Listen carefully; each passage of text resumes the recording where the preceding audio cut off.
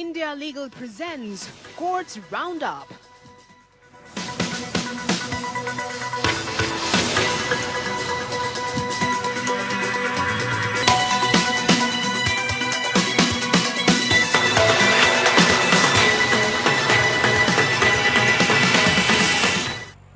नमस्कार, आप देख रहे हैं हमारी खास पेशकश कोर्ट्स राउंड अप। मैं हूं आपके साथ ऋषु त्यागी। इस बुलेटिन में अगले आधे घंटे हम आपको कोर्ट से जुड़ी तमाम छोटी बड़ी खबरों से रूबरू कराएंगे। कोर्ट की कार्यवाही और सुप्रीम कोर्ट से लेकर हाई कोर्ट और लोअर कोर्ट तक के फैसलों को आपके सामने रखेंगे। तो शुरू करते हैं कोर्ट से जुड़ी हुई तमाम खबरें। India Legal presents Courts Roundup.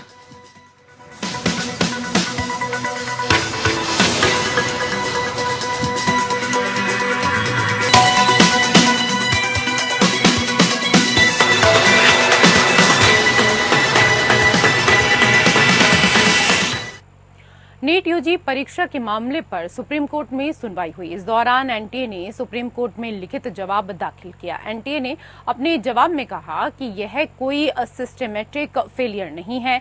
NTA ने बताया कि पेपर लीक की बिहार में जिन घटनाओं का जिक्र किया जा रहा है उनकी जांच चल रही है। बिहार की घटना एक आपराधिक गतिविधि है। एनटीए का कहना है कि परीक्षा की पवित्रता पर कोई बड़ा दाग नहीं है और 25 लाख छात्रों को दोबारा परीक्षा कराने का माहौल बनना देश के भविष्य से खिलवाड़ होगा।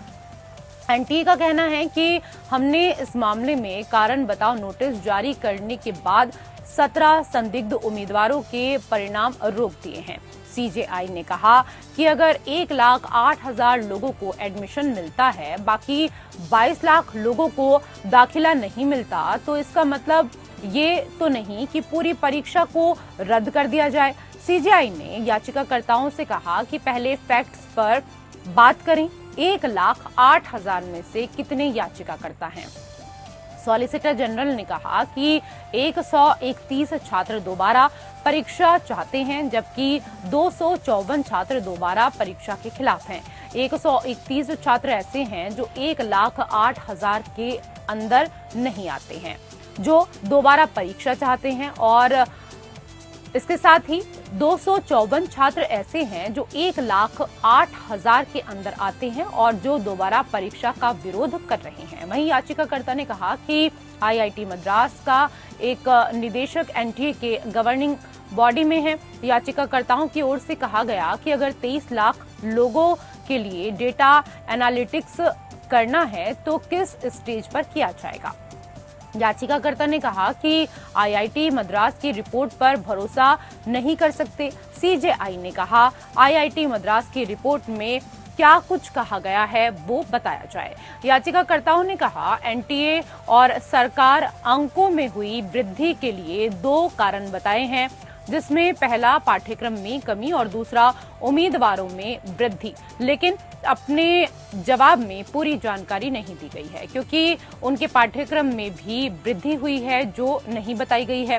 याचिकाकर्ता के वकील ने कहा एनटीए का कहना है कि टॉपर्स अलग अलग शहरों से हैं, लेकिन जो डेटा देते हैं वो सिर्फ 17 छात्रों का है। सीजेआई ने टॉप 100 का लिस्ट को पढ़ते हुए कहा कि 100 टॉपर्स में से आंध्र प्रदेश से 7, बिहार से 7, गुजरात से 7, हरियाणा से 4, दिल्ली के 3, कर्नाटक के 6, केरल से 5, महाराष्ट्र से 5, तमिलनाडु से 8, उत्तर प्रदेश से 6, पश्चिम बंगाल से 5।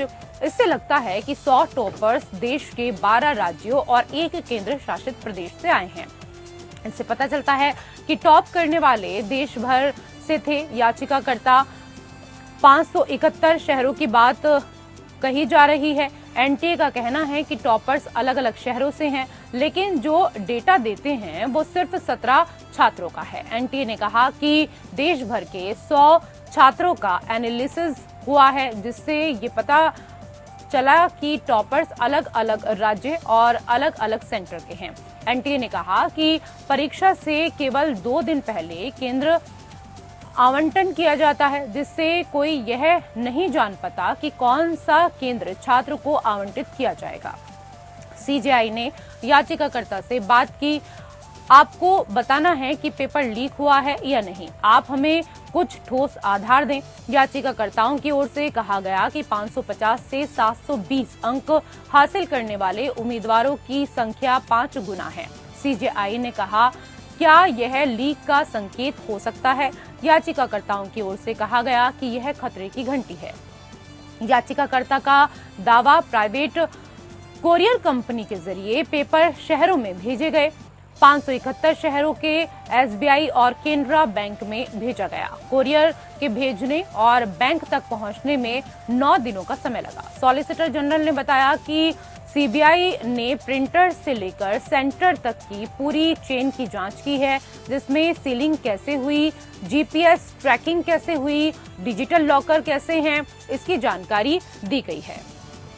सीजेआई ने याचिकाकर्ता से सवाल करते हुए कहा, पैसे के लिए पेपर लीक करने वाला अन्य लोगों को पेपर क्यों देगा? सीजेआई ने कहा, नीट परीक्षा को राष्ट्रीय स्तर पर तमाशा बनाने का कोई विचार नहीं रहा होगा, क्योंकि ऐसा लोग पैसे के लिए ऐसा कर रहे थे। इसलिए जो कोई भी इससे पैसा कमा रहा होगा वो इसे बड़े पैमाने पर प्रसारित नहीं करेगा। दरअसल याचिकाकर्ता की ओर से हुड्डा ने कहा था कि परीक्षा से एक दिन पहले टेलीग्राम चैनल पर प्रश्न पत्र प्रसारित किया गया था, जो एक व्यवस्थित विफलता है और परीक्षा की पवित्रता से समझौता किया गया। सीजेआई ने पूछा कि ये चैनल पर कब डाला गया। एनटीए ने कहा, यह छेड़छाड़ किया वीडियो था, जबकि वास्तविक समय 5 मई को शाम 5:40 का है। सीजेआई ने एसजी से पूछा कि आपने नीट के पेपर भेजने के लिए एक निजी कुरियर कंपनी को नियुक्त किया है। सीजेआई ने एसजी के साथ बातचीत करते हुए कहा कि उनके हिसाब से छात्रों को पेपर रटाया गया था, जिसके मतलब यह है कि पेपर परीक्षा के दिन 5 मई की सुबह नहीं बल्कि 4 मई की रात में हुआ, क्योंकि पेपर सॉल्व कर लिया गया था ताकि पेपर रटाया जा सके।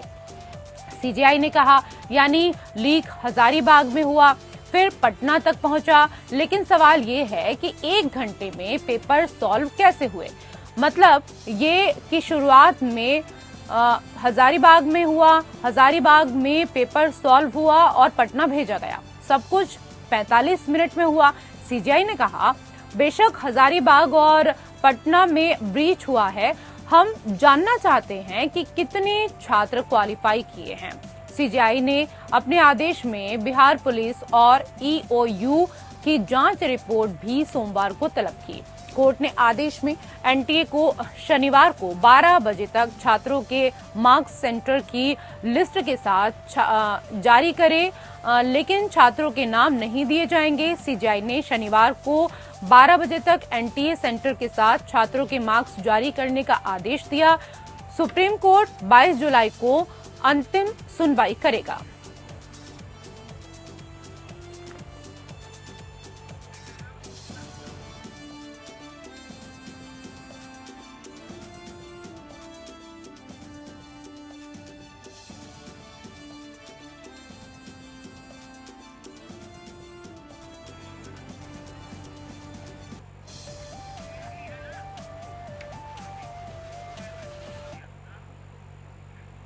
और उधर सुप्रीम कोर्ट को 2 नए जज मिले हैं, जिसके बाद शीर्ष अदालत में मंजूर की गई जजों की संख्या पूरी हो गई है। जस्टिस एन कोटेश्वर सिंह और जस्टिस आर महादेवन को सुप्रीम कोर्ट के जजों के रूप में प्रमोट किया गया है। केंद्रीय कानून न्याय राज्य मंत्री स्वतंत्र प्रभार अर्जुन राम मेघवाल ने सुप्रीम कोर्ट के नए जजों की नियुक्ति का ऐलान किया। उन्होंने सोशल मीडिया प्लेटफॉर्म एक्स पर इन नियुक्तियों की घोषणा की। जम्मू कश्मीर के chief justice N Koteshwar Singh Manipur से सुप्रीम कोर्ट में नियुक्त होने वाले पहले जज बन गए हैं। जस्टिस महादेवन वर्तमान में मद्रास हाई कोर्ट के कार्यवाहक चीफ जस्टिस हैं। जस्टिस कोटेश्वर सिंह फरवरी 2023 से ही जम्मू कश्मीर और लद्दाख हाई कोर्ट के चीफ जस्टिस हैं। वो मूल रूप से मणिपुर से आते हैं। जस्टिस कोटेश्वर का जन्म 1 मार्च 1963 को इम्फाल में हुआ। उनके पिता का नाम एन इबोटोमी सिंह है, जबकि माता का नाम एन गोमती देवी है। जस्टिस कोटेश्वर के पिता गुवाहाटी हाई कोर्ट के जज रह चुके हैं। स्वर्गीय इबोटोमी सिंह मणिपुर के पहले एडवोकेट जनरल भी थे। जस्टिस कोटेश्वर सिंह ने गुवाहाटी हाई कोर्ट में ट्रांसफर से पहले कुछ समय तक सुप्रीम कोर्ट में भी प्रैक्टिस की। 2008 में उन्हें गुवाहाटी हाई कोर्ट का वरिष्ठ वकील नामित किया गया। 2011 में जस्टिस कोटेश्वर सिंह को गुवाहाटी हाई कोर्ट का एडिशनल जज बनाया गया और 2012 में वो स्थायी जज बन गए।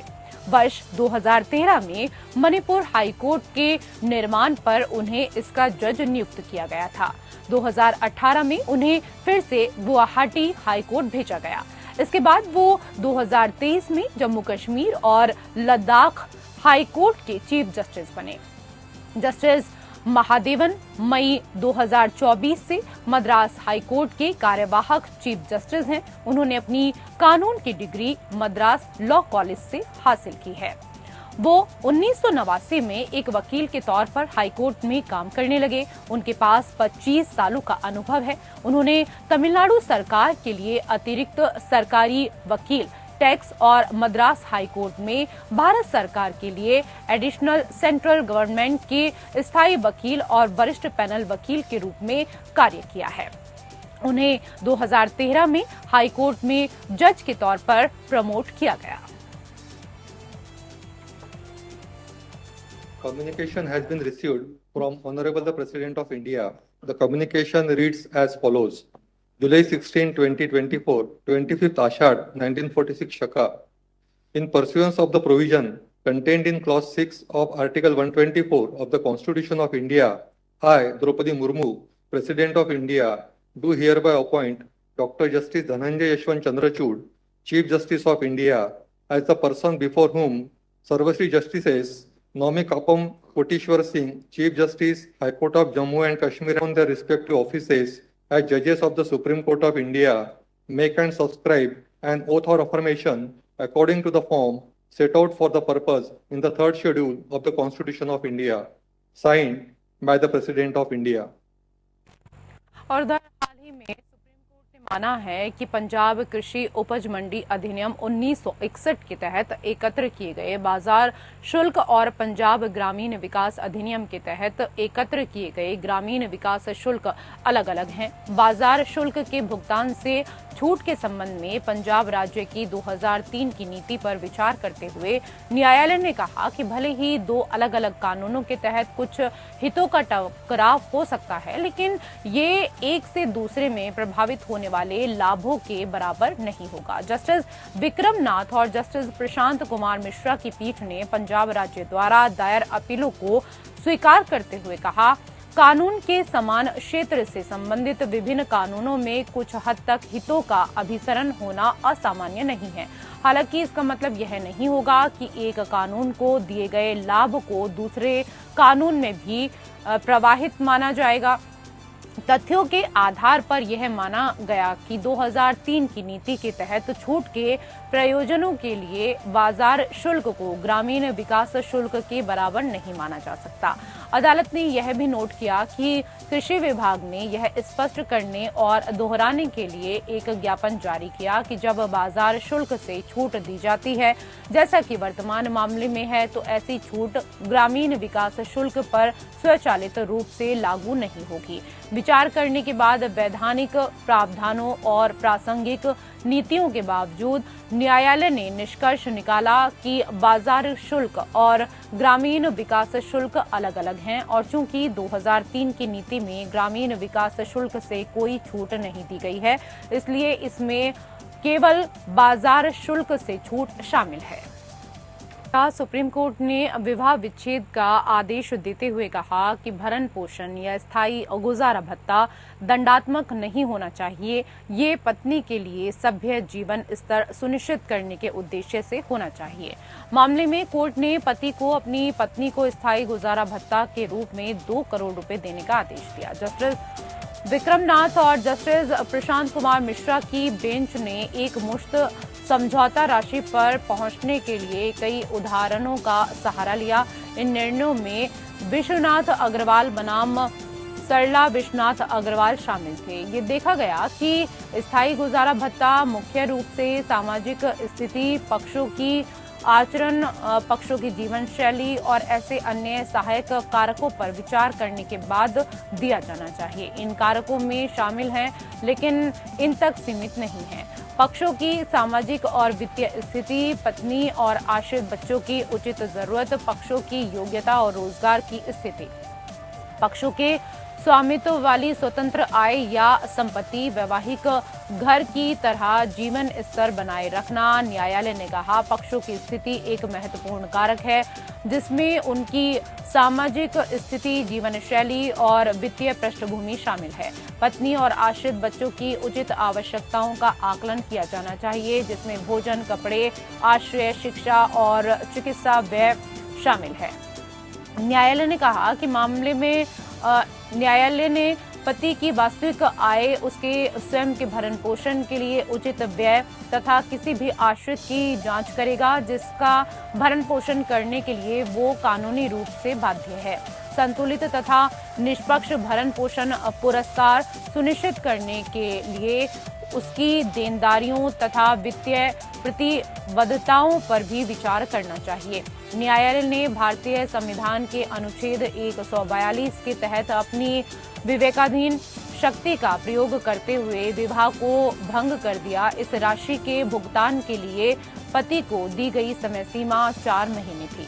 न्यायालय ने ये भी स्पष्ट किया कि पक्षों के बीच सभी लंबित कार्यवाही का निपटारा किया जाएगा।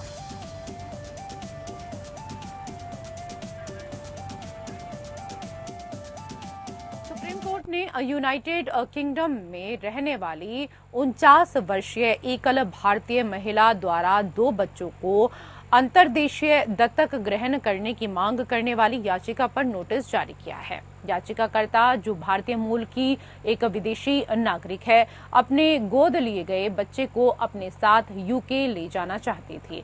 वो अंतर्देशीय दत्तक ग्रहण को पूरा करने के लिए केंद्रीय दत्तक ग्रहण संसाधन प्राधिकरण से इसके साथ ही अनापत्ति प्रमाण पत्र प्राप्त करने के लिए आने वाली प्रक्रियागत चुनौती से व्यथित है। Chief justice DY Chandrachud, justice JB Pardiwala और जस्टिस मनोज मिश्रा की पीठ ने नोटिस जारी करते हुए और CARA से जवाब मांगते हुए बच्चे के समग्र लाभ के लिए दत्तक ग्रहण को विदेशी मान्यता की आवश्यकता पर भी चिंता जताई। CJI ने बताया कि यूके अधिकारियों से प्रायोजन पत्र के बिना विदेश ले जाए जाने पर बच्चे के स्वास्थ्य और सामाजिक सुरक्षा पर यूके की कल्याणकारी योजनाओं का लाभ नहीं मिल पाएगा। पीठ ने additional solicitor general Aishwarya Bhati को मामले में न्यायालय की सहायता करने का भी निर्देश दिया। गोद लेने की पुष्टि करने वाली गोद लेने की डीड 19 सितंबर 2022 को दर्ज की गई। जुड़वा बच्चों की जैविक मां की 2023 में एक दुर्घटना में मृत्यु हो गई थी और याचिकाकर्ता का भाई गोद लेने से पहले अकेले ही बच्चों का पालन पोषण कर रहा था। याचिकाकर्ता ने मद्रास हाईकोर्ट के 17 अप्रैल 2024 के आदेश को चुनौती दी, जिसमें कहा गया था कि CARA केवल तभी NOC जारी करने के लिए आगे बढ़ सकता है जब दोनों देशों द्वारा हस्ताक्षरित अंतर्राष्ट्रीय सम्मेलनों के अनुपालन में यूके के अधिकारियों द्वारा गोद लेने की कानूनी मान्यता दी गई हो। याचिका में इस प्रकार कहा गया, हिंदू दत्तक ग्रहण के संबंध में प्रक्रिया लागू करने के लिए गोद लेने के डीड की निष्पादन की बताई गई आवश्यकता पूरी तरह से गलत और अवैध है। इस मामले की सुनवाई अब 26 जुलाई को होगी।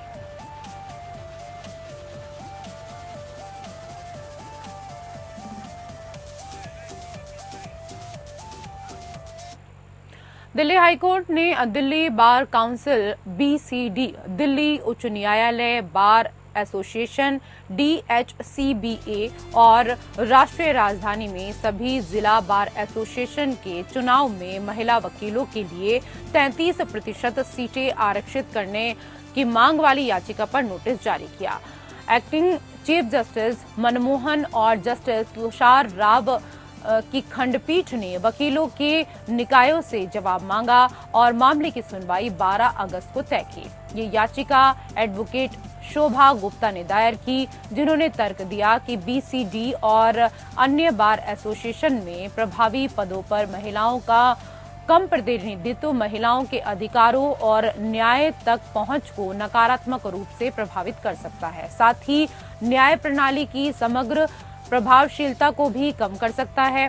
गुप्ता की ओर से पेश सीनियर एडवोकेट पिंकी आनंद ने प्रस्तुत किया कि सुप्रीम कोर्ट ने मई में सुप्रीम कोर्ट बार एसोसिएशन के चुनावों की कार्यकारी समिति में महिला वकीलों के लिए 1/3 सीटें आरक्षित करने का आदेश पारित किया।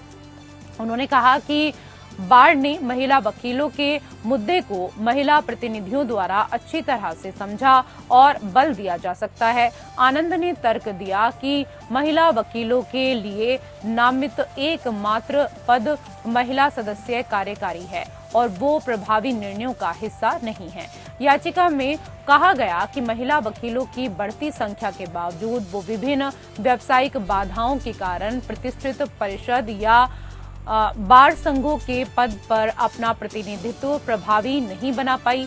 इसमें कहा गया कि वकीलों के निकायों में 33% सीटों का आरक्षण सभी महिला वकीलों का समान प्रतिनिधित्व सुनिश्चित करेगा और उन्हें आगे बढ़ने और अपनी शिकायतों को दूर करने का समान अवसर भी प्रदान करेगा।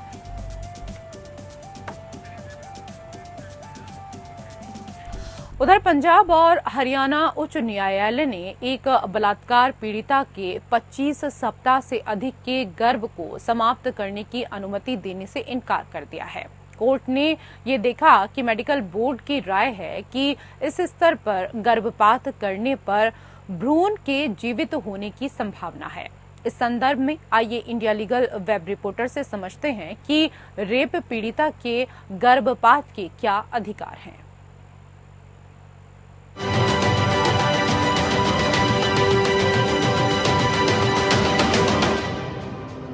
क्या रेप विक्टिम्स के लिए अबॉर्शन एक नॉर्म है?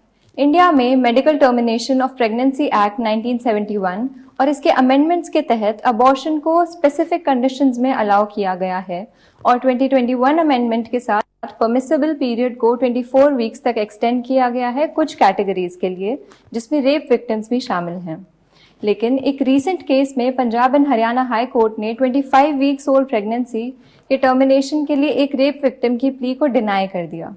कोर्ट ने मेडिकल बोर्ड के ओपिनियन को साइट करते हुए कहा कि इस स्टेज पर प्रेगनेंसी को टर्मिनेट करने से फीटस के अलाइव डिलीवर होने के 50 to 70% चांसेस होते हैं, जिसके कारण सिवियर फिजिकल और न्यूरोलॉजिकल इश्यूज हो सकते हैं। कोर्ट ने अनबॉर्न चाइल्ड के राइट्स और वेलफेयर को रेप विक्टिम के ट्रॉमा के साथ बैलेंस करने की जरूरत को एम्फसाइज किया। जबकि कोर्ट ने इमीडिएट टर्मिनेशन से मना कर दिया, उनने मेडिकल री एग्जामिनेशन अलाउ किया ताकि रिस्क्स को रीअसेस किया जा सके। अगर मेडिकल बोर्ड टर्मिनेशन को सेफ समझता है तो ये प्रोसीड किया जा सकता है, वरना अवॉइड किया जाएगा। ये केस लेट टर्म अबॉर्शन के लीगल और एथिकल कॉम्प्लेक्सिटीज को हाईलाइट करता है और रेप विक्टिम्स और अनबॉर्न चाइल्ड दोनों के वेलफेयर को कंसिडर करने की जरूरत पर फोकस करता है।